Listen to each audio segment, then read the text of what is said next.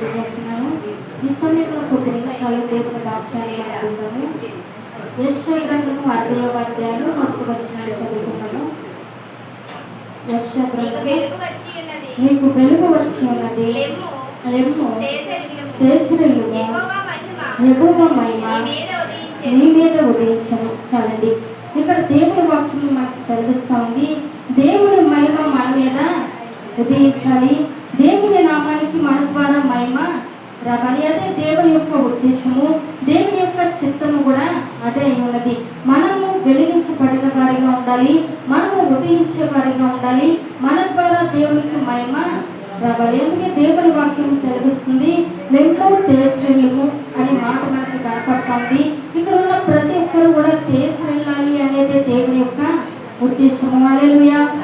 Bible గ్రంథంలో మనం చూసినట్లయితే ముగ్గురు స్త్రీలు మనకి కనపడుతూ ఉంటారు. ఈ ముగ్గురు స్త్రీలను గురించి ఈ రాత్రికాల సమయంలో మనం ధ్యానం చేయబోతా ఉన్నాము. ఇప్పుడు వారి జీవితంలో రకరకాల పరిస్థితులను ఎదుర్కొంటూ ఉన్నారు. ముగ్గురు కూడా ఒకే పరిస్థితి గుండా వారు వెళ్ళట్లేదు, కానీ ముగ్గురు కూడా వేరు పరిస్థితులను ఎదుర్కొంటా ఉన్నారు. ఇప్పుడు మనం చూసినట్లయితే ఇక్కడ కవల పిల్లలు ఉన్నారనుకోండి. కవల పిల్లలు చూడడానికి ఒక్కొక్కరేమో రూపము వేరుగా ఉంటుంది, కానీ కవల పిల్లలండి అని చెప్తూ ఉంటారు. కానీ ఒక్కొక్క కవల పిల్లల్ని చూసినప్పుడు ఇద్దరు కూడా ఒకేలాగా ఉంటారు, మనం ఎవరు కూడా గుర్తుపట్టలేము. ఇప్పుడు వారు ఇద్దరు రూపం ఒకలాగే ఉన్నప్పటికీ కూడా ఇద్దరి యొక్క జీవితాలు ఒకే విధానంలో ఉండవు. ఒక్కొక్కరు ఒక్కొక్క పరిస్థితి గుండా వారు ప్రయాణం చేస్తారు. ఒక్కొక్క జీవితంలో ఒక్కొక్కలాగా ఉంటుంది.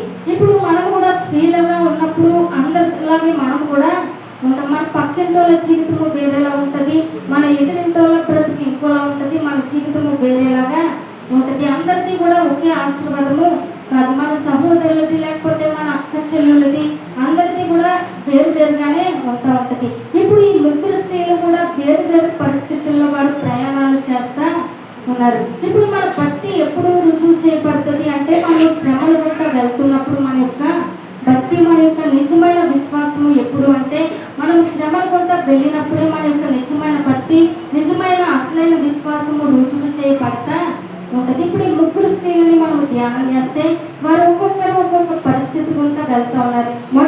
మొదటిగా మనం చూసినట్లయితే యోబు గ్రంథము 1వ అధ్యాయము 1వ వచనంలో మనం చదువుదాము.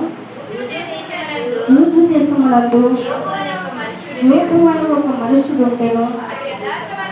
అతడు యథార్థవర్తనుడు, న్యాయవంతుడనై దేవుని యందు భయభక్తులు కలిగి చెడుతనము విసర్జించిన వాడు. చూడండి, ఇప్పుడు మనం యోబు భక్తుల సంగతిని మనం ఆలోచించినప్పుడు యోబు భక్తుడు యథార్థవర్తనుడును అలాగే నీతిపరుడై ఉండి దేవుని యందు భయభక్తులు కలిగినటువంటి వ్యక్తిగా యోబు ఉన్నాడు. దేవుని చేత సాక్ష్యము పొందబడినటువంటి వ్యక్తి యోబు. ఇప్పుడు యోబు భార్య సంగతి మనం ఆలోచన చేస్తే, ఇప్పుడు యోబు భార్యను మనం ఆలోచన చేస్తే ఆమె జీవితంలో ఇప్పుడు సమృద్ధిని యోబు భార్య చూసింది, అలాగే కొరతని కూడా యోబు భార్య చూసింది. ఇప్పుడు అన్ని ఉన్నప్పుడు చూసింది, ఏమీ లేనటువంటి స్థితిని కూడా ఆమె చూసింది, అభివృద్ధిని చూసింది, నష్టాన్ని కూడా ఆమె చూసింది. ఇప్పుడు సమృద్ధిని ఇంట్లో ఆమె చూసింది, తర్వాత కొరతలు కూడా చూసింది. ఒకేసారి పిల్లలందరూ కూడా లేకపోవడము, ఇంట్లో పనివారందరూ కూడా లేకపోవడం ఆమె చూసింది. ఎంతో సమృద్ధిని చూసింది, నష్టాన్ని కూడా ఆమె చూసిన స్త్రీగా మనకి కనపడుతూ ఉంది. ఇప్పుడు ఈమె ఎలా ఉంది అంటే యోబు పరిస్థితి ఎలా ఉంది అంటే చాలా అత్యంత ధనికుడిగా ఉన్నటువంటి యోబు జీవితము ఒకేసారిగా అత్యంత దీనుడిగా యోబు మారిపోయాడు. ఒకేసారిగా ఇంట్లో పిల్లలందరూ 7 కుమారులు 3 కుమార్తెలు చనిపోయారు. ఇప్పుడు ఇంటి నిండా ఏమో పనివారు ఉండేవారు, ఇప్పుడు పనివారు అందరూ కూడా ఖాళీ అయిపోయారు. ఇప్పుడు ఉన్నత స్థితిలోంచి పేద స్థితిలోనికి యోబు వచ్చాడు. ఇప్పుడు వీరిద్దరిని మనం ఆలోచన చేసినట్లయితే వీరిద్దరికి కూడా నష్టం కలిగింది. ఇద్దరు కూడా ఆస్తిని కోల్పోయారు, ఇద్దరు కూడా మరి వారికి పుట్టిన పిల్లల్ని కోల్పోయారు. ఇప్పుడు వీరిద్దరిలో శ్రమ ఎవరికి వచ్చింది చెప్పండి? వీరిద్దరి కంటే ఎక్కువ శ్రమ ఎవరు పడ్డారు? యోబు ఎక్కువ శ్రమ పడినట్లుగా మనం వాక్యంలో చూడగలుగుతూ ఉంటాము. ఇప్పుడు ఇద్దరు కష్టాలు పడ్డారు, కానీ భార్య కంటే కష్టాలు ఎక్కువ ఎవరికి అంటే యోబు జీవితంలో అతను ఎదుర్కొన్నాడు. ఇప్పుడు ఎన్ని కష్టాలు ఎదుర్కొన్నా కూడా అతను చెప్తున్న మాట ఏంటి అంటే యోబు యొక్క స్పందన ఎలా ఉంది అని మనం ఆలోచన చేస్తే 21వ వచనం చదువు, 2వ అధ్యాయము 6వ వచనాన్ని చదువుదాము. అందుకు యెహోవా అతడు నీ వశమునున్నాడు, అతని ప్రాణము మాత్రము నీవు ముట్టవద్దని సెలవిచ్చెను.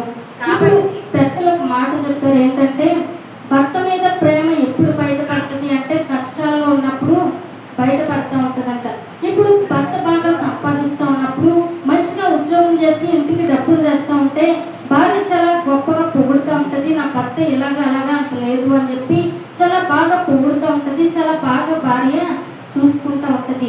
అదే ఒకవేళ భర్తకు కానీ కష్టం వచ్చిందనుకోండి, ఒకవేళ నష్టము భర్తకు వస్తే, ఒకవేళ ఉద్యోగం కానీ కోల్పోయి ఇంకా సంపాదించిన పరిస్థితుల్లో, ఇంటికి డబ్బులు తేలేనటువంటి పరిస్థితుల్లో ఒకవేళ భర్త ఉంటే అప్పుడు ఇంకా ప్రేమ అనేది బయటపడిపోతూ ఉంటుంది. ఇప్పుడు పెద్దలు చెప్తున్నారు, కష్టాలు వచ్చినప్పుడు భార్య ప్రేమ బయటపడుతూ ఉంటుందంట. ఇప్పుడు ఈ యొక్క కష్టంలో ఇవి అంతా ఉన్న మాటలు ఏంటంటే, నిజానికి భార్య కంటే కూడా ఎక్కువ శ్రమ ఎవరు పడ్డారు అంటే యోబే పడ్డాడు. మనం ఇక్కడ చదువుతూ ఉన్నాము, అరికాల మొదలుకు నడినెత్తి వరకు కూడా కురుపుల యొక్క దేహం నిండా కూడా నింపబడి ఉన్నాయంట. ఇప్పుడు చాలా దారుణమైనటువంటి పరిస్థితుల్లో ఈ వ్యక్తి ఉన్నాడు. మనకు ఒక చిన్న కురుపు వచ్చిందనుకోండి, చాలా ఇబ్బందిగా మనకి ఉంటుంది. ఒక చిన్న కురుపు వస్తే ఎప్పుడు తగ్గిపోతుందని మనం ఎదురు చూస్తా ఉంటాం. కానీ ఇతర పరిస్థితి మరి అరికాల వరకు నడినెత్తి వరకు కూడా దేహం అంతా కూడా కురుపులతో నింపబడినటువంటి పరిస్థితుల్లో ఉన్నాడు. చాలా బాధాకరమైన పరిస్థితుల్లో ఈ వ్యక్తి ఉన్నాడు. పక్కన చూస్తే ఏమో పిల్లలు లేరనేటటువంటి వేదన, మరో పక్క చూస్తే అయ్యో ఆస్తి అంతా పోయి లేమిలోకి వచ్చాననేటటువంటి ఆవేదన, మరో పక్క చూస్తే ఏమో దేహం అంతా కూడా క్షీణించిపోయింది. ఇలాంటి పరిస్థితుల్లో యోబు యొక్క స్పందన ఏంటి అంటే 21వ వచనం మొదటి అధ్యాయం చదువుకున్నాము. నేను నా తల్లి గర్భంలో నుండి దిగంబరినే వచ్చి దిగంబరినే అక్కడికి తిరిగి వెళ్ళేదను. యెహోవా ఇచ్చెను, యెహోవా తీసుకుని పోయెను. యెహోవా నామమునకు స్తుతి కలుగును గాక. ఈ సంగతులలో ఏ విషయమందును యోబు ఏ పాపమును చేయలేదు, దేవుడు అన్యాయము చేస్తున్నని చెప్పలేదు. ఇప్పుడు యోబు సంగతి చూస్తే అతనికి నష్టం వచ్చింది, కష్టం వచ్చింది, అలాగే మరి అనారోగ్యం వచ్చింది. ఇలాంటి పరిస్థితుల్లో ఉన్నప్పుడు యోబు యొక్క స్పందన ఏంటి అంటే దేవుణ్ణి స్తుతిస్తూ ఉన్నాడు. నోటి మాట చేత కూడా అతను దేవుని దూషించట్లేదు. దేవుడు నాకు అన్యాయం చేశాడు అని చెప్పి ఒక్క మాట కూడా వ్యక్తి చెప్పట్లేదు. నిజానికి మనకి శ్రమ వచ్చినప్పుడు నోట్లోంచి చాలా వ్యర్థమైనటువంటి మాటలు వస్తూ ఉంటాయి. దేవుడు నాకు ఏం చేశాడు అని చెప్పి దేవుడు మనం చాలా దారుణంగా తిడతా ఉంటాం. కానీ ఇన్ని పరిస్థితులు ఎదుర్కొన్నా కూడా యోబు దేవుణ్ణి స్తుతిస్తున్నాడు తప్ప అన్యాయంగా ఒక మాట కూడా దేవుణ్ణి అనట్లేదు. ఇప్పుడు అతని యొక్క భక్తి జీవితాన్ని కాపాడుకుంటూ వస్తున్నాడు. అతని యొక్క విశ్వాసాన్ని యోబు కాపాడుకుంటా వస్తున్నాడు. ఇలాంటి పరిస్థితుల్లో యోబు భార్య చెప్తోంది, 2వ అధ్యాయము 9వ వచనం చదువు. అతడి భార్య వచ్చి నీ వింకను యథార్థతను వదలకి ఉండుగా దేవుని దూషించి మరణము కమ్మనెను. ఇప్పుడు యోబు అయితే అనుకుంటా ఉన్నాడు, అయ్యా నాకు నువ్వు ఆరోగ్యం ఇచ్చినప్పుడు ఎలా స్తుతించానో, ఇప్పుడు నా ఆరోగ్యం బాగోలేకపోయినా కూడా అలాగే నిన్ను స్తుతిస్తాను. నా కడుపు నిండా ఆహారం పెట్టినప్పుడు ఎలా స్తుతించానో, ఇప్పుడు ఆహారం లేకపోయినా కూడా అలాగే నిన్ను స్తుతిస్తాను. నువ్వు అన్ని ఇచ్చినప్పుడు ఎలా అయితే నేను స్తుతించానో, ఇప్పుడు ఏమీ లేనప్పుడు కూడా నేను అలాగే స్తుతిస్తాను అని చెప్పి స్తుతిస్తూ అతని యొక్క విశ్వాసాన్ని కాపాడుకుంటూ యోబు ముందుకు వెళ్తూ ఉంటే యోబు భార్య అంటా ఉంది, ఇంకా నువ్వు యథార్థతను వదలగలిగినవా, దేవుని దూషించి నీవు మరణము కమ్ము అని చెప్పి భార్య చెప్తా ఉంది. ఇప్పుడు యోబు యొక్క భార్యలో ఏమైంది అంటే విశ్వాసము ఆమె కోల్పోయింది. చాలాసార్లు మనకి విశ్వాసము డౌన్ అవుతా ఉంటుంది. షుగర్ వచ్చిన వాళ్ళకి షుగర్ అప్పుడప్పుడు డౌన్ అవుతా ఉంటుంది. బీపీ కూడా డౌన్ అవుతా ఉంటుంది. షుగర్ డౌన్ అయినప్పుడు అంటూ ఉంటాము, స్వీట్ ఇవ్వండి, లేకపోతే చాక్లెట్ ఇవ్వండి, లేకపోతే పంచదార నీళ్ళు కలిపి ఇవ్వండి అని చెప్పేసి అంటూ ఉంటాం. బీపీ డౌన్ అయినప్పుడు కూడా అలాగే ఉంటుంది. కానీ విశ్వాసము డౌన్ అయినప్పుడు మాత్రం మనకి తెలియదు. ఇప్పుడు ఈమెకి విశ్వాసము డౌన్ అయింది, విశ్వాసంలో ఈమె పడిపోయిన వ్యక్తిగా ఉంది, విశ్వాసాన్ని కోల్పోయిన వ్యక్తిగా ఉంది. ఇప్పుడు ఈమె విశ్వాసాన్ని కోల్పోవడం మాత్రమే కాదు, కానీ భర్తతో అంటా ఉంది, నువ్వు ఇంకా యథార్థతను వదలకి ఉందిగా, దేవుని దూషించి మరణము కమ్ము అని చెప్పేసి చెప్తా ఉంది. ఇప్పుడు అంటే ఈ ఆలోచన మొట్టమొదటిగా మీ యొక్క హృదయంలో ఒక ఆలోచన వచ్చిన తర్వాతే అది మాటల రూపంగా బయటికి వస్తుంది. ఇప్పుడు ఆలోచన వచ్చినప్పుడు ఇవి ఏం చేయాలి అంటే, ప్రభా ఇలాంటి ఆలోచన నాకు ఎందుకు వచ్చింది, నీకు విరోధమైనటువంటి ఆలోచన నాకు ఎందుకు వచ్చింది, ఇలాంటి ఆలోచన నేను చేసి ఉండాల్సింది కాదు, ఈ ఆలోచన మాన్పించు, నా హృదయాన్ని నువ్వు సరిచేయని చెప్పి దేవుణ్ణి అడగాలి. ఒకవేళ ఇదే కనుక నేను నా భర్తతో చెప్తే, ఒకవేళ నా భర్త కూడా ఒకవేళ నిన్ను దూషిస్తాడేమో, ఒకవేళ నిన్ను విడిచిపెడతాడేమో, ఒకవేళ నా భర్త కూడా నేను చెప్పింది విని విశ్వాసాన్ని ఒకవేళ కోల్పోతే అది నా కుటుంబానికి శాపం అని చెప్పి ఆమె అనుకోవాలి. కానీ అనుకోకుండా ఈమె చేస్తా ఉంది. ఇప్పుడు వెంటనే వచ్చి భర్త దగ్గరికి వచ్చి చెప్తా ఉంది, నువ్వు ఇంకా యథార్థతను వదలకుండా ఉంటావా, దేవుని దూషించిన మరణము కమ్ము అని చెప్పేసి చెప్తా ఉంది. అయినప్పటికీ కూడా యోబు ఏమాత్రము కూడా విశ్వాసాన్ని విడిచిపెట్టలేదు. విశ్వాసాన్ని విడిచిపెట్టకుండా దేవుని విడిచిపెట్టకుండా ఉన్నాడు కాబట్టి యోబు జీవితంలో మళ్ళా కోల్పోయినవన్నీ కూడా రెండంతలుగా దేవుడు దయచేశాడు. హల్లెలూయా. దేవుడు నీకు భర్తనిచ్చింది, దేవుడు నీకు పిల్లల్నిచ్చింది, దేవుడు నీకు కుటుంబాన్ని ఇచ్చింది. ఎందుకు అంటే నువ్వు మరి నీకు వచ్చినటువంటి శ్రమల వారిని దేవుడికి దూరం చేయడానికి కాదు. శ్రమలో నువ్వు విశ్వాసాన్ని కోల్పోయి నువ్వు తొలగిపోయి నీ కుటుంబాన్ని అంతటినీ కూడా దేవుడి నుంచి దూరం చేయడానికి కానీ కాదు. నువ్వు శ్రమలో దేవుని కొరకు నిలబడి నీ కుటుంబాన్ని దేవుడికి దగ్గర చేయడానికే దేవుడు నిన్ను పెట్టాడు. కాబట్టి మనము దేవునికి దగ్గర చేసే వారిగా ఉండాలి, మన విశ్వాసాన్ని మనము కాపాడుకునే వారిగా ఉండాలి. కానీ ఇప్పుడు యోబు భార్యలా మనం కూడా విశ్వాసాన్ని కోల్పోయి మనం కూడా దేవునికి దూరం అయిపోయే వారిగా ఏమాత్రము కూడా ఉండడానికి వీల్లేదు. ఇప్పుడు యోబు ప్రకాశిస్తూ ఉన్నాడు, కానీ పక్కనే ఉండే భార్య మాత్రము దేవుడి కొరకు ప్రకాశించలేక పోయింది. అలాగే మరొక స్త్రీ కూడా మనకి బైబిల్ గ్రంథంలో కనపడుతుంది. ఆది కాండంలో లోతు భార్య కూడా మనకి కనిపిస్తూ ఉంటది.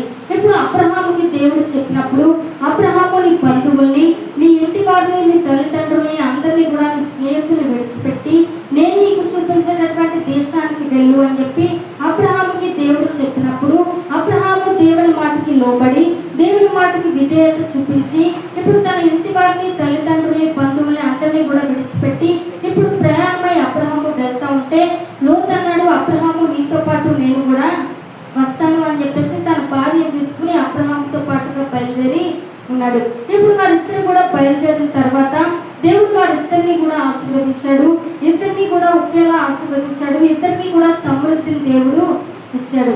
ఇచ్చిన తర్వాత వారి పశువుల కాపర్లకి వీరి పశువుల కాపర్లకి ఇప్పుడు వారి గొడ్లు గుర్రాలు కూడా పెరిగిన తర్వాత వారి కాపర్లకి వీరి కాపర్లకి మధ్య కలహం అనేది కలిగిన తర్వాత ఇప్పుడు అబ్రహాము చెప్తా ఉన్నాడు, లోతు నువ్వు నేను బంధువులం కాబట్టి ఇద్దరు కూడా కలిసి ఉండడం అనేది మంచిది కాదు, ఇద్దరు కూడా కలహపడడం అనేది మంచిది కాదు. కాబట్టి నువ్వు వేరే ప్రాంతాన్ని ఎంచుకుని నువ్వు ఒక పక్కకి వెళ్ళు, నేను మరో పక్కకి వెళ్తాను అని చెప్పేసి అబ్రహాము చెప్పాడు. చెప్పినప్పుడు లోతు కన్నులెత్తి ఒక ప్రాంతాన్ని ఎంపిక చేసుకున్నాడు. ఆది కాండము 13వ అధ్యాయము 10వ వచనాన్ని చదువుదాము.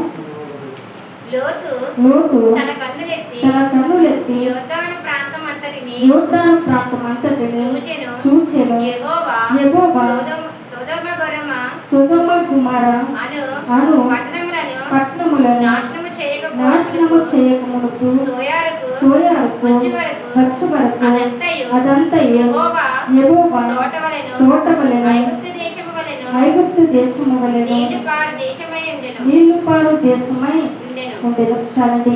ఇప్పుడు సొదొమ గుమొర్ర యొక్క ప్రాంతము గతంలో దాని యొక్క పరిస్థితి ఏంటి అంటే సొదొమ గుమొర్ర అంతా కూడా చాలా పచ్చగా కనపడతా ఉందంట. ఇప్పుడు ఆ ప్రాంతంలో నీళ్లు కూడా చాలా సమృద్ధిగా ఉన్నాయంట. ఇప్పుడు లోతు కన్నులెత్తి చూడగానే ఆ ప్రాంతము ఎంతో పచ్చగా ఉంటే చూసి ఇప్పుడు అక్కడ నీళ్లు కూడా సమృద్ధిగా ఉన్నాయని చెప్పి కళ్ళతో చూసి ఎంపిక చేసుకుని ఆ పట్టణంలోకి మరి లోతు వెళ్ళాడు.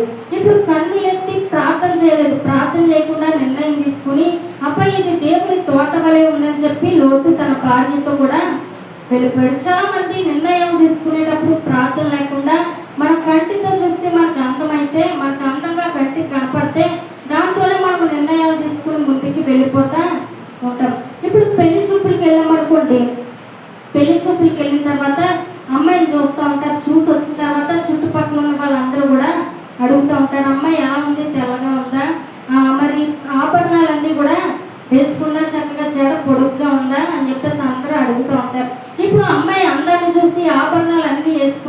చూసి తెల్లగా ఉంటే, అందంగా కనపడితే, మన కంటికి ఆకర్షణీయంగా ఉంటే అది మాత్రమే చూసుకుని మనం ముందుకి వెళ్ళిపోతూ ఉంటాం. అంతేగాని ఆమె రక్షణ పొందిందా, దేవుడిని కలిగి ఉందా, మరి మంచి సాక్ష్యం కలిగి ఉందా, దయ కలిగిన హృదయం ఉందా, ఇతరులకి సహాయపడే గుణం ఆమె దగ్గర ఉందా లేదా, ఇది ఏది కూడా చూసుకోకుండా అందాన్ని చూస్తూ ముందుకు వెళ్ళిపోయి చాలా నష్టాన్ని కష్టాన్ని తర్వాత కొని తెచ్చుకుంటూ ఉంటారు, తర్వాత బాధపడతా ఉంటారు. ఇప్పుడు లోతు పరిస్థితి కూడా అంతే. మరి ఆ పట్టణం చాలా అందంగా ఉంటే చూసి కన్నులతో చూసి ఎంపిక చేసుకున్నాడు. 13వ వచనం చదవండి. సొదొమ మనుషులు దుష్టులను యెహోవా దృష్టికి బహు పాపులై ఉండిరి. ఇప్పుడు సొదొమ యొక్క పరిస్థితి ఏంటి అంటే, వారు దుష్టులంట, అలాగే బహు పాపులంట. వారు చాలా దుష్టత్వంతో నింపబడి ఉన్నారు, చాలా దుష్టులుగా వారు ఉన్నారు, అలాగే వారు బహు పాపులుగా వారు ఉన్నారు. కొంతమందిని గురించి మనం చెప్తూ ఉంటాము, వీరు చెడ్డవారండి అని చెప్తూ ఉంటాం. మరి కొంతమందిని గురించి మనం చెప్తూ ఉంటాము, వీరు చెడ్డవారండి, వారైతే మరి చెడ్డవారండి వారు అని చెప్తూ ఉంటాం. అంటే వారి జోలికి కూడా మనము వెళ్ళక్కలేదు, వారి చూపు కూడా మన మీద పడాల్సిన అవసరము లేదు. పాపుల్లో కూడా రకాలు ఉన్నారు. ఇప్పుడు దేవుడు చెప్తా ఉన్నాడు, వారు దుష్టులంట, అలాగే బహు పాపులంట. వారు పాపం చేసిన వారు, పాపంతో నింపబడినటువంటి వారు. కీర్తనలో 1వ అధ్యాయం 1వ వచనంలో మనకి రాయబడి ఉంది, దుష్టుల ఆలోచన చెప్పున నడవక, పాపుల మార్గమున నిలవక, అపవాసకులు కూర్చుండే చోటను కూర్చుంటక. ఇప్పుడు దేవుడు చెప్తా ఉన్నాడు, దుష్టుల ఆలోచన చెప్పున నడవకూడదు, అలాగే పాపుల మార్గాన నిలవకూడదు, అలాగే అపవాసకులు కూర్చుంటే చోటన కూర్చోకూడదు, నిలవద్దు, నడవద్దు, అలాగే కూర్చోవద్దు అని దేవుడు చెప్తా ఉంటే, లోతు ఏకంగా వారి మధ్యలో కాపురం చేయడానికి వెళ్ళాడు. అక్కడ గుడారము వేసుకున్నాడు. ఇప్పుడు దేవుడు చెప్తా ఉన్నాడు, మీరు నడవద్దు, నిలవద్దు అని చెప్తా ఉంటే, ఏకంగా ప్రభు వారి మధ్యలో నేను ఉంటాను అని చెప్పేసి వెళ్ళాడు. అక్కడ నివసించినట్లుగా మనము చూస్తూ ఉంటాం. ఇప్పుడు దేవుడు ప్రతిదీ కూడా చాలా స్పష్టంగా ఆయన చెప్తూ ఉంటాడు. ఆయన ఆజ్ఞల ద్వారా, ఆయన యొక్క లేఖనాల ద్వారా ప్రతిదీ కూడా దేవుడు మనకి రాయించాడు. ఏది చేయకూడదో, ఏది చేయాలో అన్నీ కూడా దేవుడు మనకి చెప్తా ఉన్నాడు. కానీ దేవుడి మాటలు మనం ఎలా తీసుకుంటామో అంటే చాలా లైట్గా మనము తీసుకుంటూ ఉంటాం. ఇప్పుడు అమ్మ చెప్తూ ఉంటుంది, పిల్లలకి అమ్మ చెప్తూ ఉంటుంది, బాబు పలానా వాళ్ళతో నువ్వు స్నేహము చేయొద్దు, పలానా చోటికి నువ్వు వెళ్ళొద్దు, ఇలా ఉండద్దు, అలా ఉండద్దు, అది చేయొద్దు, ఇది చేయొద్దు అని తల్లి పిల్లలకి చెప్తా ఉంటుంది. కానీ పిల్లలు అనుకుంటా ఉంటారు, ఊరికే మా అమ్మ నన్ను విసిగిస్తూ ఉంది, ప్రతిదీ నాకు ఇలాగే అర్థంగా చెప్తా ఉంది, నాకు తెలీదా, ఏది చేయాలో నాకు తెలీదా, నన్ను నేను చూసుకోలేనా అని చెప్పేసి పిల్లలు అనుకుంటూ ఉంటారు. కానీ వెళ్ళిన తర్వాత ఏ కాలో చేయో విరిగిందనుకున్నప్పుడు తెలుస్తూ ఉంటుంది, అప్పుడు అర్థమవుతూ ఉంటుంది ఎందుకు తల్లి చెప్పిందో. ఇప్పుడు దేవుడు కూడా మనకి చాలా చెప్తూ ఉంటే మనకి అర్థం కాదు, చాలా పక్కన పెడతా ఉంటాం దేవుని మాటల్ని. కానీ తర్వాత నష్టం వచ్చిన తర్వాత మనకి అర్థమవుతూ ఉంటుంది. ఇప్పుడు లోతు కూడా కన్నులతో ఎంపిక చేసుకుని, ప్రార్థన లేకుండా కంటి చూపుతో ఎంపిక చేసుకుని సొదొమ గొమొర్రా పట్టణాన్ని చూస్తే, అయ్యో ఈ పట్టణం చాలా పచ్చగా ఉంది, ఇది దేవుని తోటలా ఉంది, ఇక్కడ నీళ్లు కూడా చాలా సమృద్ధిగా ఉన్నాయని చెప్పి ఆ ప్రాంతాన్ని ఎంపిక చేసుకుని వెళ్ళాడు. ఇప్పుడు మనం 2వ పేతురు రాసిన పత్రిక 2వ అధ్యాయం 7వ వచనాన్ని ఒకసారి చదువుదాము.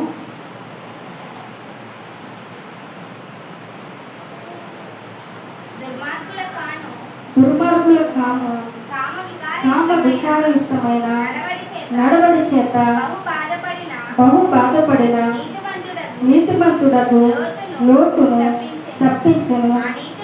ఆ నీతిమంతుడు వారి మధ్యను కాపురం ఉండి తను చూసిన వాటిని బట్టి, వినిన వాటిని బట్టి వారి అక్రమమైన క్రియల విషయంలో దినదినము నీతిగల తన మనస్సును నొప్పించుకొనుచు వచ్చెను. ఇప్పుడు ఆ పట్టణం యొక్క గతిని లోతు చూచి దాన్ని బట్టి విన్న తర్వాత అతని హృదయము ఎలా ఉంది అంటే బాధపడతా ఉందంట, అతని మనస్సు నొప్పిస్తా ఉందంట. ఇప్పుడు ఆ వేదనతో, ఆ బాధతోనే అక్కడ లోతు బ్రతుకుతా ఉన్నాడు. నిజానికి ఆ ప్రాంతంలో లోతు ఎందుకు బ్రతకాలి చెప్పండి? అక్కడి నుంచి వేరే ప్రాంతానికి వెళ్ళి అక్కడ ఉండొచ్చు కదా, అక్కడే ఎందుకు లోతు ఉండాలి? లోతు వేరే ప్రాంతాన్ని చూసుకుని వెళ్ళొచ్చు కదా, అక్కడ పాపుల మధ్యలోనే ఎందుకు లోతు నివసించాలి? నిజానికి అది ఏమైనా జైలా చెప్పండి, అతను విడిచిపెట్టకపోవడానికి లేకపోతే అతను ఏమైనా చెరసాల్లో ఉన్నాడా, బయటకు రాలేకపోవడానికి రావచ్చు, వేరే ప్రాంతానికి వెళ్ళొచ్చు. కానీ లోతు వెళ్ళలేకపోయాడు. అక్కడే మరి ఆ మనసు నొప్పిస్తే అక్కడే లోతు ఉన్నట్లుగా మనము చూస్తూ ఉన్నాం. ఎందుకంటే ఆ వ్యక్తి ఆ యొక్క పట్టణాన్ని విడిచి బయటికి రాలేక పోయాడు. ఎందుకంటే ఇరుగు పొరుగు వాళ్ళతో అతనికి స్నేహం బాగా ఏర్పడి ఉండొచ్చు, వారితో సహవాసం బాగా గట్టిగా ఏర్పడి ఉండొచ్చు, అక్కడ అందరూ కూడా ఫ్రెండ్స్ అయిపోయి ఉండొచ్చు. ఇప్పుడు ఇంటిలో కొన్ని చెట్లు వేసుకుంటే వాటితో ఆకర్షణ కలిగి ఉండొచ్చు. వీటన్నిటిలో కూడా విడిచిపెట్టి బయటికి రాలేకపోతా ఉన్నాడంట. మరి అదే బాధలో మరి అతను హృదయం నొప్పిస్తా బాధపడతా అక్కడే పాపుల మధ్యలోనే అతను గుడారం వేసుకుని అక్కడే నివాసము చేస్తా ఉన్నాడంట. కానీ ఒక సమయంలో దేవుడు అబ్రహాముకి తెలియజేసిన తర్వాత అబ్రహాము దేవుడికి ప్రార్థన చేస్తా ఉన్నాడు. ఇప్పుడు ప్రార్థన చేసినప్పుడు దేవుడు అబ్రహాం యొక్క ప్రార్థన విని ఇద్దరు దేవదూతల్ని దేవుడు పంపించినట్లుగా మనము చూస్తూ ఉంటాము. ఆదికాండము 19వ అధ్యాయము 15వ వచనాన్ని చదువుదాము. తెల్లవారినప్పుడు ఆ దూతలు లోతును త్వరపెట్టి లెమ్ము, ఈ ఊరి దోష శిక్షలో నశించిపోకుండా నీ భార్యను ఇక్కడనున్న నీ ఇద్దరు కుమార్తెలను తీసుకుని రమ్మని చెప్పి అతడు తడుగు చేసెను. అప్పుడు అతని మీద యెహోవా కనికరం ఉండుట వలన ఆ మనుషులు అతని చేతిని, అతని భార్య చేతిని, అతని ఇద్దరు కుమార్తెల చేతులను పట్టుకుని వెలుపలికి తీసుకుని వచ్చి ఆ ఊరు బయట ఉంచారండి. ఇప్పుడు దేవుడు దూతలు పంపించిన తర్వాత ఇద్దరు దూతలు వచ్చిన తర్వాత వారి యొక్క చేతులను పట్టుకుని, అయ్యా లోతు, ఈ పట్టణం మీదకి దేవుని యొక్క అగ్ని గంధకాలు రాబోతూ ఉన్నాయి, కాబట్టి నువ్వు ఇంకా ఆలస్యం చేయకుండా బయటికి రా అని చెప్పి చెప్తా ఉంటే లోతు అంతా తడుగు చేస్తా ఉన్నాడంట. ఇక్కడ లోతు తడుగు చేస్తా ఉన్నాడు అనే మాట మనకు కనపడుతుంది, కానీ నిజానికి తడుగు చేసేది లోతు కాదు, అతని యొక్క భార్య తడుగు చేస్తా ఉంది. ఎందుకంటే ఆమె ఇంటిని విడిచిపెట్టి రాలేకపోతా ఉంది. మరి చుట్టుపక్కల ఉన్నటువంటి స్నేహితులు విడిచిపెట్టి అక్కడ ఆమె సంపాదించినటువంటి సంపాదనలు విడిచిపెట్టి ఆమె బయటికి రాలేకపోతా ఉంది. వెనక్కి తిరిగి చూడొద్దు అని దేవుడు చెప్తా ఉంటే వెనక్కి తిరిగి చూస్తా ఉంది. ఉప్పు స్తంభం ఆమె అయిపోయింది. చూడండి 26వ వచనం చదువుదాము. అయితే లోతు భార్య అతని వెనక నుండి తిరిగి చూచి ఉప్పు స్తంభం ఆయన. ఇప్పుడు దేవుడు చెప్తా ఉన్నాడు, నువ్వేం చేయొద్దు, వెనక్కి తిరిగి చూడొద్దు అని చెప్తా ఉన్నాడు. ఇప్పుడు వెనక్కి తిరిగి చూడొద్దు అని చెప్తే వెనక్కి తిరిగి చూడకుండా ఉండడం పెద్ద కష్టమా చెప్పండి? కష్టమేమి కాదు. చూడకుండా మేము ముందుకి వెళ్ళిపోవచ్చు, కష్టమేమి కాదు. అయినప్పటికీ కూడా వెనక్కి తిరిగి చూస్తూ ఉంది. అయ్యో నా ఇల్లు ఏమైపోతా ఉందో, నా సంపాదన అంతా ఏమైపోతా ఉందని చెప్పి వెనక్కి తిరిగి చూస్తూ ఉంది. దేవుడు చెప్తా ఉంటాడు, సీరియల్ మీరు చూడకండి అని చెప్తూ ఉంటాడు. అయినా సరే సీరియల్ చూసే వాళ్ళు చాలా మంది ఉన్నారు. ఇప్పుడు వెనక్కి తిరిగి చూడొద్దు అంటే వెనక్కి తిరిగి చూస్తూ ఉంది. చాలా మందికి వెనక్కి తిరిగి పక్కల ఇంట్లో ఏం జరుగుతుందో, ఆ ఎదురింట్లో ఇంట్లో ఏం జరుగుతుందో అని చెప్పి ఇంటి గోడకి చెవులేసి బాగా వాటి మీద కన్నులేసి మరో చూడటము అలవాటు. చాలా మంది వాళ్ళ ఇంట్లోకి వీళ్ళింట్లో ఏం జరుగుతుందో తొంగి చూస్తూ ఉంటారు. మన ఇంట్లో ఏం జరుగుతుంది అదంతా కూడా మనకి అనవసరం. మన ఇంట్లో ఏదైనా కానీ పిల్లలు ఎలా అయినా పోనివ్వండి, కానీ పక్క వాళ్ళ ఇంట్లో జరిగేది మాత్రం మనకి కావాలి. చూడటం మనకి ఎందుకు చెప్పండి? ఇప్పుడు ఈమె కూడా చేసే పని అంతే. మనం ఎలా అయితే వాళ్ళ ఇంటి మీద ఇంటి మీద కన్నులేసి చూస్తామో అలాగే ఈమె కూడా వెనక్కి తిరిగి చూడొద్దు అంటే వెనక్కి తిరిగి చూస్తా ఉంది.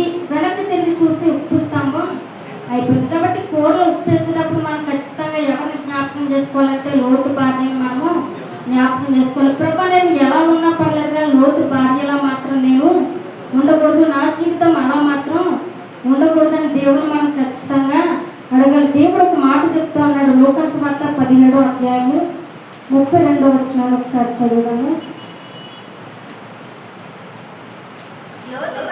లోతు భార్యను జ్ఞాపకం చేసుకున్నది చాలండి.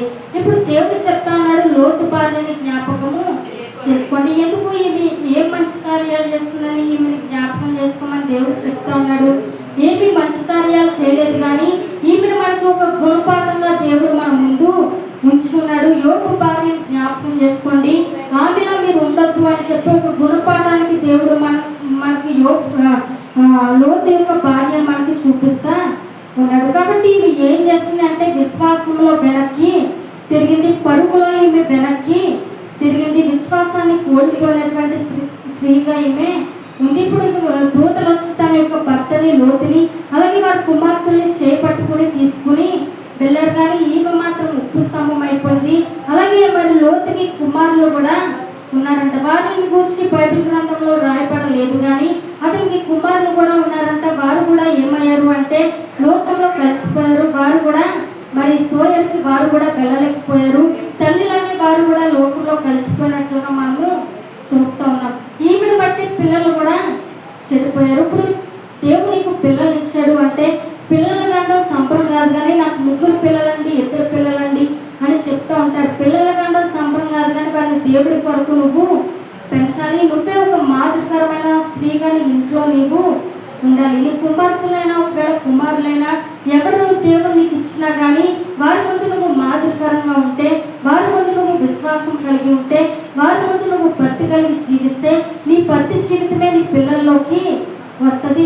నీ యొక్క మాదిరే నీ పిల్లలు కూడా నేర్చుకుంటూ ఉంటారు. వారు కూడా వారి యొక్క భవిష్యత్తులో పెద్ద అయిన తర్వాత వారు కూడా నీకులా మాదిరి కలిగే వారు కూడా అనేకులకి దీవెనకరంగా ఆశీర్వాదకరంగా వారు కూడా ఉండగలుగుతారు. ఒకవేళ నువ్వే విశ్వాసం లేకుండా భక్తి లేకుండా జీవిస్తూ ఉంటే నీలాగా నీ పిల్లలు కూడా చెడిపోతూ ఉంటారు. కాబట్టి లోతు భార్యను మనం చూస్తే కుటుంబాన్ని చెడగొట్టినటువంటి స్త్రీగా ఈమె కనపడుతోంది. పిల్లల యొక్క భవిష్యత్తుని నాశనం చేసినటువంటి స్త్రీగా మనకి లోతు భార్య కనపడుతోంది. మనం ఈ లోతు భార్య వల్ల ఏమాత్రము కూడా ఉండకూడదు. ఈ స్త్రీ వల్ల ఎవరు కూడా ఉండకూడదు. ఇప్పుడు మనం యోబుని చూస్తాము, అలాగే లోతుని కూడా మనము చూస్తాము. వారు భక్తి కలిగి ఉన్నారు, వారు దేవుని కొరకు ప్రకాశించే వారిగా ఉన్నారు. కానీ వారి పక్క నుండి వీరి భార్యలు మాత్రము దేవుని కొరకు ప్రకాశించేటటువంటి స్త్రీలుగా లేరు. అలాగే బైబిల్ గ్రంథంలో మరొక స్త్రీ మనకి కనపడుతూ ఉంటుంది. వారు ఎలా ఉన్నారు అంటే దేవుని గణపరిచే వారిగా ఉన్నారు, దేవుని మహిమపరిచే వారిగా ఉన్నారు. దేవుని మహిమ వారి మీద ఉదయించినటువంటి స్త్రీగా ఒక స్త్రీ మనకి కనపడుతూ ఉంటుంది. అపొస్తలుల కార్యములు 18వ అధ్యాయము మొదటి 2 వచనాలు చదువుదాము. అటు తర్వాత పౌలు ఏథెన్సులో నుండి బయలుదేరి కొరింథీనకు వచ్చి పొత్తు వంశీయుడైన అకులాను ఒక యూదుని అతని భార్య అయిన ప్రిస్కిల్లాను కనుగొని వారి యుద్ధకు వెళ్ళెను. యూదులందరూ రోమా విడిచిపోవాలని క్లౌదియా చక్రవర్తి ఆజ్ఞాపించినందున వారు ఇటలీ నుండి కొత్తగా వచ్చిన వారు. ఇప్పుడు కొరింథీ ప్రాంతానికంట ఒక జంట కొత్తగా వారు వచ్చారట. వారి పేర్లు ఏంటి అంటే అకులా, ప్రిస్కిల్లా. ఇప్పుడు వీరిద్దరు కూడా వీరి వృత్తి ఏంటి అంటే డేరాలు గుట్టేటటువంటి వృత్తి. వీరు డేరాలు గుడతా ఉన్నారు. వీరు దేవుని కొరకు ఎలా జీవించారు అంటే మనకి కొన్ని విషయాలు బైబిల్ గ్రంథంలో కనపడుతూ ఉంటాయి. మొట్టమొదటిగా వీరు ఎలా ఉన్నారు అంటే ఏక మనస్సు కలిగిన వారిగా ఉన్నారు అంట. బైబిల్ గ్రంథంలో కొన్నిసార్లు వీరి పేర్లు కలిపి మనకి కనపడుతూ ఉంటాయి. కలిపి కనిపించినప్పుడు వీరు ఎలా ఉన్నారు అంటే ఏక మనస్సు కలిగిన వారిగా ఉన్నారంట. పెళ్ళైన తర్వాత భార్యాభర్తలకి ఏక మనస్సు అనేది ఉంటుంది. తర్వాత కొంతకాలం గడిచేటప్పటికి కొంతకాలం అయ్యేటప్పటికి ఏక మనస్సు అనేది ఉండదు. భార్య ఒక పక్క ఉంటుంది, భర్త మరో పక్క ఉంటాడు. ఎవరైనా వెళ్ళి మీ భార్య ఏదైనా అడిగితే నాకేం తెలుసండి, ఎక్కడో ఉంటుంది చూసుకోండి అని చెప్పేసి అంటూ ఉంటారు. పెళ్ళైన కొత్తలో ఏక మనసు ఉంటుంది, కానీ పెళ్ళైన తర్వాత ఏక మనసు అనేది ఉండదు. కానీ దీన్ని మనం చూసినప్పుడు ఎలా ఉన్నారు అంటే ఏక మనసు కలిగిన వారిగా ఉన్నారంట. ఎక్కడైతే ఏక మనసు ఉంటుందో వారి మధ్యలో దేవుడు ఉంటాడు. భర్త భార్య ఇద్దరు కూడా ఏక మనసు కలిగి ముందుకెళ్తే వారిద్దరు కూడా దేవుడితో ఏక మనసు కలిగి ఉన్నప్పుడు ప్రపంచాన్ని కూడా వారు జయించవచ్చంట. వీరు ఏక మనసు కలిగి ఉన్నారు. ఏక మనసు ఐక్యత ఉన్న చోట దేవుని యొక్క సన్నిధి ఉంటుంది. ఎక్కడైతే సమాధానం ఉంటుందో, ఎక్కడైతే ఐక్యత ఉంటుందో వారి మధ్యలో దేవుని యొక్క సమాధానము, దేవుని యొక్క ఆశీర్వాదము, దేవుని యొక్క సన్నిధి అచ్చట ఉంటుంది. హల్లెలూయా. వీరిద్దరిని మనం మొట్టమొదటిగా చూస్తే ఏక మనసు కలిగి వారు ముందుకు వెళ్ళేటటువంటి వారిగా ఉన్నారు. రెండోదిగా మనం వారి కోసం చూస్తే రోమీయులకు రాసిన పత్రిక 16వ అధ్యాయము 3వ వచనాన్ని చదువుతాము. క్రీస్తు క్రీస్తు యేసునందు నా జత పనివారైన నా జత పడేవారైన ప్రిస్కిల్లాకును అకుల్లాకును నా వందనములు చెప్పుడి నా వందనములు చెప్పుడి చెప్పుడి. ఇప్పుడు పౌలు భక్తుడు ఎలాంటి దైవజనుడు అంటే చాలా గొప్ప దైవజనుడు. దేవుడి కొరకు ఎంతో అద్భుతమైనటువంటి సేవ చేసిన దైవజనుడు. ఎంతో గొప్ప పరిచయం చేసి దేవుడి యొక్క అభిషేకాన్ని కలిగి దేవుడి యొక్క ఆత్మతో నింపబడి మరి ఎంతో గొప్ప పరిచయం చేసినటువంటి దైవజనుడు పౌలు. ఇప్పుడు మనం అక్కుల పిస్కులను చూసినప్పుడు అంట వారిద్దరూ కూడా పౌలుతో చేత పని వారిగా వారు ఉన్నారట. ఇప్పుడు మనము చూసినట్లయితే ఇశ్రాయేల్కి అమాలేకీయులకి ఇద్దరికి కూడా యుద్ధం జరుగుతూ ఉంటది. ఇప్పుడు యుద్ధం జరిగేటప్పుడు మోషే కొండ శిఖరం పైకి వెళ్ళి ఇప్పుడు చేతులెత్తి వారి కొరకు ప్రార్థన చేస్తూ ఉన్నాడు. మోషే చేతులు పైకెత్తినంత కాలము కూడా మరి ఇశ్రాయేల్కి విజయం వస్తూ ఉంది. వారు ఇశ్రాయేల్ గెలుస్తూ ఉన్నారు. ఎప్పుడైతే మోషే చేతులు కిందకు దించాడో అప్పుడు మరి ఇశ్రాయేల్ ఓడిపోతా ఉన్నారు. మరి అమలేకీయులు గెలుస్తా ఉన్నారు. ఇప్పుడు అది గమనించినటువంటి ఊరు అహరోను ఇద్దరు కూడా మరి మోషే పక్కకు వచ్చి ఇద్దరు కూడా చేతులు పైకి ఎత్తినప్పుడు వారు మరి ఇశ్రాయేలు గెలుస్తా ఉన్నారు. ఇప్పుడు ఊరు అహరోను కూడా ఇద్దరు మరి మోషే పక్కకు వచ్చి వారు జత పని వారిగా ఉన్నట్లుగా మనము చూస్తూ ఉంటాం. కాబట్టి నువ్వు ఏ సంఘానికి వెళ్తా ఉన్నావు అక్కడ సేవకులు నువ్వు జత పని వారిగా ఉండాలని సేవకుడు అవ్వచ్చు, సేవకురాలు అవ్వచ్చు, ఎవరైనా కూడా నీకు సేవకులుగా ఎవరైతే ఉన్నారో వారికి నువ్వు ఏ సంఘానికి అయితే వెళ్తున్నావో ఆ సంఘానికి నువ్వు జత పనివారిగా ఉండాలి. సేవకులతో కలిసి నువ్వు పని చేసినప్పుడు జత పనివారిగా ఉన్నప్పుడు అది ఆ సంఘానికే ఎంతో దీవెనగా ఉంటుంది. నువ్వు కూడా దేవుడి వరకు వాడబడే అవకాశం నీకు కూడా కలుగుతూ ఉంటుంది. ఇప్పుడు అకుల ప్రిస్కిల్ల ఇద్దరు కూడా కలిసి పౌలు భక్తుడికి జత పనివారిగా వారు ఉన్నారంట. తర్వాత మనం చూస్తే 4వ వచనం చదువుదాము. వారు నా ప్రాణము కొరకు తమ ప్రాణములను ఇచ్చుటకైనది తెగించిరి. ఇప్పుడు మీరు ఏం చేస్తూ ఉన్నారు అంటే సేవకుల కొరకు ప్రాణాలు ఇవ్వడానికైనా తెగిస్తూ ఉన్నారంట. అంటే సేవకులు అంటే వీరికి ఎంత ప్రేమ చూడండి. చాలా ప్రేమ కలిగి సేవకుల కొరకు ప్రాణం ఇవ్వడానికైనా కూడా తెగిస్తూ ఉన్నాడంట. కానీ చాలా మంది ఉంటారు ఎలా ఉంటారు అంటే సేవకులు ఎలా నిలబడ్డారు మందిరంలో, వారు ఎలాంటి బట్టలు వేసుకున్నారు, వాక్యం ఎలా చెప్తా ఉన్నారు, దీన్ని పరిశీలించే వారిగా ఉంటారు. ఇంటికి వెళ్ళిపోయిన తర్వాత ఈ రోజు వాక్యానికి 100కి 80 మార్కులు అని చెప్పేసి మార్కులు వేస్తూ ఉంటారు. మార్కులు వేసినంత మాత్రాన నీకేమీ ఉపయోగం లేదు. కానీ ఆ వాక్యాన్ని విని దాన్ని బట్టి జీవిస్తేనే మనకి ఉపయోగం కలుగుతూ ఉంటుంది. చాలా మంది తీర్పులు తీరుస్తూ ఉంటారు. వారు ఎలా అండి మీరు ఎలా అండి అని చెప్పి తీర్పులు తీరుస్తూ ఉంటారు. సేవకుల మీద కూడా చాలా రకరకాల మాటలు మాట్లాడే వాళ్ళు కూడా ఉన్నారు. సేవకులు కూడా తీర్పులు తీర్చే వాళ్ళు చాలా మంది ఉన్నారు. తీర్పు తీర్చడానికి నేను ఎవరు పెట్టారు? అసలు తీర్పరిగా ఎవరైనా పెట్టారా? ఇక్కడ అకుల ప్రిస్కిల్లను మనం చూసినప్పుడు సేవకుల వరకు ప్రాణాలు ఇవ్వడానికి కూడా వారు తెగించారు. ప్రాణం ఇవ్వడానికి కూడా వారు సిద్ధపడినట్లుగా మనము చూస్తూ ఉన్నాం. 4వ వచనం మళ్ళీ చదువుదాము. వారు నా ప్రాణము కొరకు తమ ప్రాణములను ఇచ్చుటకైనది తెగించిరి. మరియు వారి ఇంట ఉన్న సంఘములకు వందనములు చెప్పుడి.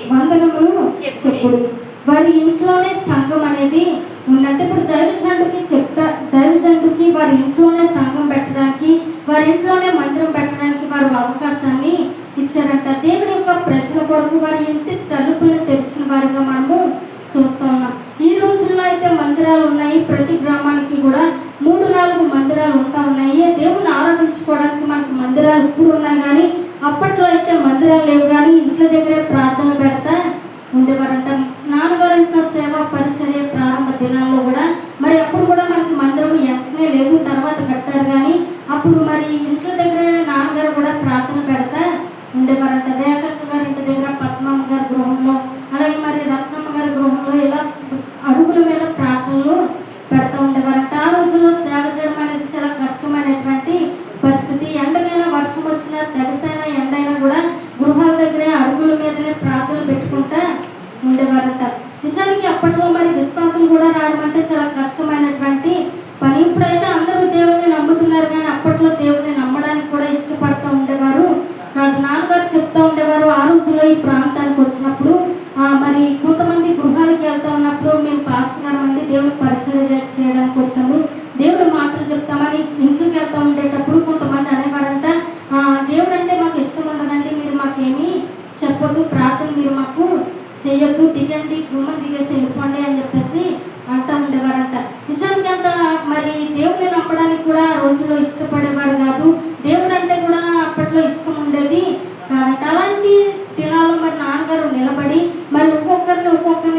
చేసి చాలా కష్టపడి ఆ అరుగు మీద ఈ అరుగు మీద ప్రార్థన పెట్టి మరి ఇంతగా సంఘాన్ని ఆయన అభివృద్ధి చేశారు. ఈ రోజున సంఘం ఎలా ఉంది అంటే దానికి ఆ రోజున నాన్నగారు పడిన చాలా కష్టం అనేది ఉంది. చాలా మంది అనుకుంటా ఉంటారు, చాలా మంది బయట వాళ్ళు అనుకునే మాట ఏంటి అంటే సేవ చాలా బాగుంది, సంఘము చాలా బాగుంది, ఇలాంటి సంఘం మాకు వస్తే బాగుండు అని విశ్వాసుని లాక్కోవడానికి చాలా మంది ప్రయత్నాలు చేస్తా ఉంటారు. కానీ కష్టం లేకుండా సుఖం అనేది ఎవరికి కూడా రాదు. ఏ పనైనా కూడా కష్టపడితే దాంట్లో నిలబడితేనే కష్టం అనేది వస్తుంది. ఈ రోజున ఈ పరిచర్య ఎంతగా బాగోవడానికి సంఘం ఎలా అభివృద్ధి చెందడానికి కారణం ఆ రోజున నాన్నగారు పడినటువంటి కష్టము. ఆయన డబ్బులు కూడా ఆశించకుండా మరి డబ్బుల కోసం కూడా ఆశించకుండా ఆయన నిలబడి పరిచర్య చేస్తారు. అనారోగ్యమైన బలహీనత అయినా ఏదైనా కూడా దేన్ని లెక్క చేయకుండా మరి సంఘం యొక్క రక్షణ కొరకు ఆత్మల భారం కలిగిన పరిచర్య చేస్తారు. అప్పట్లో గుంబాల్లో ప్రార్థనలు జరుగుతూ ఉండేది. ఇప్పుడు ఆకుల పుస్తకాలు ఎక్కడ గుమ్మంలో వారి ఇంట్లో ప్రార్థన పెట్టడానికి దైవజనుడికి మరి వారు ఒప్పుకున్నారు. అయ్యా మా ఇంటి దగ్గర మీరు ప్రార్థన పెట్టండి అని చెప్పి వారి ఇల్లు దేవుడి యొక్క ప్రజల కొరకు తెరిచినట్లుగా మనము చూస్తూ ఉంటాం. ఇప్పుడు ఇంటి దగ్గర ప్రార్థన అంటే కష్టమా చెప్పండి? కష్టమే కదా. ఇప్పుడు సంఘంలోకి చిన్నపిల్లలు వస్తారు. చిన్నపిల్లలు వచ్చినప్పుడు గోడల మీద ఏదో గీతలు గీస్తూ ఉంటారు, ఇల్లు పాడు చేస్తూ ఉంటారు. ఇప్పుడు ఇంటికి ఎవరైనా సంఘం వచ్చారనుకోండి, వారికి ఆతిథ్యం కూడా చేయాల్సి ఉంటుంది. మరి ఇలాంటి పరిస్థితుల్లో వారు ఒప్పుకోవడం కష్టమా? కష్టమే కదా నిజంగా. ఒకవేళ పిల్లలు వస్తే ఇల్లు పాడైపోతుంది, ఇంతమంది వస్తే మా ఇల్లు పాడైపోతుంది. ఒకసారి మా ఇంటికి చుట్టాలు వచ్చారనుకోండి, వచ్చిన తర్వాత ఒక నలుగురు వచ్చి వెళ్ళిపోయేటప్పుడు మన ఇల్లు అంతా కూడా చాలా చల్ల చెదురుగా ఉంటుంది. కాబట్టి చల్ల చెదురు అయిపోతుంది, మా ఇల్లు పాడైపోతుంది అని ఏమాత్రం కూడా వారు అనలేదు. ఆతిథ్యం ఇవ్వడానికి మరి పిసికెళ్ళ ఏమాత్రం కూడా వెనక్కి తిరగలేదు. నిజానికి ఇక్కడ భర్త కంటే కూడా భార్య ఎక్కువగా శ్రద్ధ చూపించింది. ఒకవేళ ఇంతమంది వస్తే నా ఇల్లు నేను చదువుకోలేదు, వారికి ఆతిథ్యం ఇవ్వాలి, నాకు చాలా ఇబ్బంది అయిపోతుంది అని చెప్పి ఆమె అనుకోలేదు. కానీ మరి దేవుని యొక్క ప్రజల కొరకు వారు మరి వారి ఇంటి తలుపులు తెరవడానికి కూడా వారు సిద్ధపడ్డారు. దేవుని అంతగా వారు ప్రేమించే వారిగా వారు ఉన్నట్టుగా మనము చూస్తూ ఉంటాము. అపొస్తలుల కార్యములు 18వ అధ్యాయము 24వ అధ్యాయము చదువుదాము. అపొస్తలుల కార్యాలు 18వ అధ్యాయము 24. అలెగ్జాంద్రియ వాడైన అపోల్లోను ఒక యూదుడు ఎఫెసునకు వచ్చెను. అతడు విద్వాంసుడును, లేఖనముల యందు ప్రవీణుడనై ఉండెను. అతడు ప్రభు మార్గము విషయమై ఉపదేశము పొంది తన ఆత్మయందు తీవ్రపడి యోహాను బాప్తిస్మము మాత్రమే తెలుసుకునే వాడైనను యేసును గూర్చిన సంగతులు వివరముగా చెప్పి బోధించుచు సమాజ మందిరములో ధైర్యముగా మాట్లాడనారంభించును. ప్రిస్కిల్ల అకులయు విని అతని చేర్చుకుని దేవుని మార్గము మరి పూర్తిగా అతనికి విశుద్ధపరచరు. చాలండి. ఇప్పుడు అపోలో అనేటటువంటి ఒక యవనస్తుడు మనకు కనపడతా ఉన్నాడు. ఈ వ్యక్తి అంతా మరి దేవుని సువార్తని ప్రకటించే వ్యక్తిగా ఉన్నాడు, కానీ దేవుని గురించి ఇతనికే పూర్తిగా అవగాహన అనేది లేదు. అలాంటి సమయంలో అపోలో ప్రిస్కిల్ల ఏం చేశారు అంటే అతన్ని తన యొక్క ఇంటికి వాళ్ళ యొక్క ఇంటికి చేర్చుకుని దేవుని యొక్క సువార్తని అతనికి పూర్తిగా తెలియజేసి దేవుని కొరకు పూర్తిగా అతన్ని తర్ఫీదు చేశారంట. ఎందుకంటే పౌలు దగ్గర వీళ్ళు నేర్చుకుంటా ఉన్నారు. పౌలు చేత వీరు తర్ఫీదు పొందిన వారిగా ఉన్నారు. కాబట్టి ఇప్పుడు ఆ తర్ఫీదు పొందిన వీరు ఆ యవనస్తుడికి కూడా పూర్తిగా తర్ఫీదు చేసినట్లుగా మనము చూస్తూ ఉంటాం. మనం ఒకరికి నేర్పించాలి అంటే ముందు మనము నేర్చుకోవాలి. మనం నేర్చుకున్నప్పుడే మరి వాళ్ళ దేవుడి పాదాల చెంత కూర్చుని మనం నేర్చుకున్నప్పుడే ఇతరులకు మనం నేర్పించే వారిగా ఉంటాం. ఇప్పుడు దైవజనుడు అనేటువంటి పౌలు దగ్గర వీరిద్దరు కూడా కూర్చుని నేర్చుకున్నారు. ఇప్పుడు వారు నేర్చుకున్నదే ఈ యవనస్తుడికి కూడా నేర్పించి దేవుని కొరకు వారు తర్ఫీదు చేసినట్లుగా మనము చూస్తూ ఉంటాం. దేవుని కొరకు ఎంత గొప్ప పరిచయం చేసినటువంటి జంట వీరు. నిజానికి పిల్లలు ఉన్నారో లేదో తెలీదు. ఒకవేళ పిల్లలు ఉంటే మాత్రం వీరు దేవుని పరిచయకి ఏమాత్రం కూడా ఆటంకము కానివ్వలేదు. పిల్లలు ఏమాత్రం కూడా విగ్రహాలుగా వారు చేయలేదు. చాలా మంది చెప్తూ ఉంటారు, మందిరానికి రావాలనుకుంటున్నాం కదండి, పిల్లల వల్ల మాకు కుదరట్లేదండి, పిల్లల వల్ల మాకు అవ్వట్లేదు, రాలేకపోతున్నాం అని చెప్పి చాలా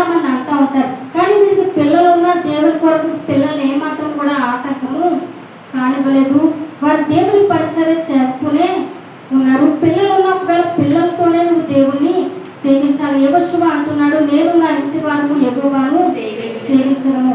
ఆ రోజున ఇశ్రాయేల్ మరి ఐగుప్తులో మరి ఇశ్రాయేల్ ప్రజలు ఉన్నప్పుడు మరి మోషే ఫరో దగ్గరికి వెళ్ళి అంటా ఉంటాడు, మేము మా దేవుని సేవించుకోవడానికి మేము వెళ్ళాలి అని చెప్పేసి ఫరోని అడిగినప్పుడు ఫరో అంటా ఉంటాడు, మీ యొక్క భార్యల్ని మీ యొక్క పిల్లల్ని ఇక్కడే విడిచిపెట్టి మీరు మాత్రమే వెళ్ళి ఆరాధించుకుని రండి అని చెప్పేసి ఫరో అంటే మోషే అంటాడు, మేము ఒక డెక్కైలను కూడా విడిచిపెట్టము, మా భార్యలు మా పిల్లలు మేము అందరము కలిసి మేము కుటుంబాలుగా కలిసి మేము వెళ్ళి ఆరాధించుకుని వస్తాము అని చెప్పేసి మోషే అంటాడు. ఒకవేళ నీకు పిల్లలు ఉన్న వారిని నువ్వు మందిరానికి తీసుకుని రావాలి, ప్రార్థన చేయడం వారికి అలవాటు చేయాలి. ఏమాత్రము కూడా పిల్లల్ని నువ్వు ఇంటి దగ్గర విడిచిపెట్టడానికి లేదు. నీ పిల్లలతో నువ్వు దేవుణ్ణి ఆరాధించాలి. అంతేగాని నీ పిల్లలు దేవుడికి నీకు మధ్య ఏమాత్రం కూడా అర్థము రాకూడదు.